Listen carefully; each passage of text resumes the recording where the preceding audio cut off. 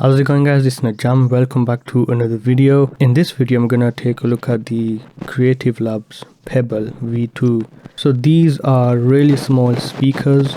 They were sent in by Creative Labs for me to take a look at, and in this video I'm gonna review them. I've been using these speakers, and even though the angle are 45 degrees, I don't think they even have to be, because they have a really wide spread, so they're not really directional.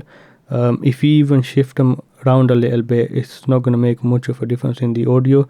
So they're a lot more easier to use than some of the other bookshelf speakers also I've looked at in the past.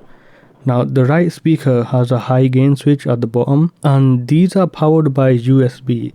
So they're really made for a minimalistic setup. You can power them with a USB phone charger, but I think these are really meant to be powered by your desktop USB port or your laptop's USB port.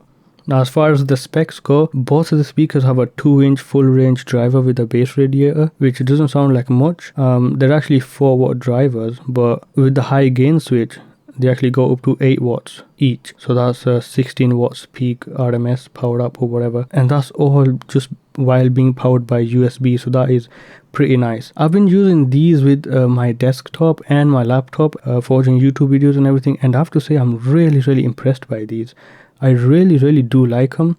I've also compared these to the main Bluetooth speaker that I use, and I'll tell you why in a bit. I think it's a good idea that I did that, because these cost £20 and the Bluetooth speaker that I compared it to cost £40, and that is the Hive X. So a different price range, but what I found is these do sound better. They're more balanced. So in terms of the higher frequencies and the mids and the lows, they're just really well balanced. I really do like the sound of these. And they also go really loud. I did pair them up with the Code Mojo. That just made them sound even better. But on the specs, it says that the lowest these go is 100 Hz. And that's where some of you might not really like these, because they don't have a lot of bass extension. So they don't have a lot of kick. But the bass is there. Personally, I don't mind, because I actually really like the sound out of these. They may not have a lot of bass that even that £40 Bluetooth speaker does.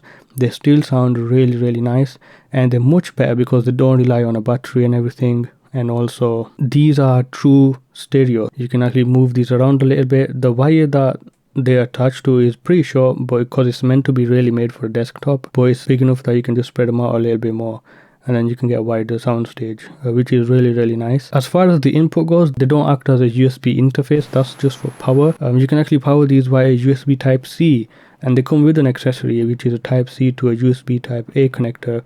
So if you have an older device like a desktop, you can use these with the desktop.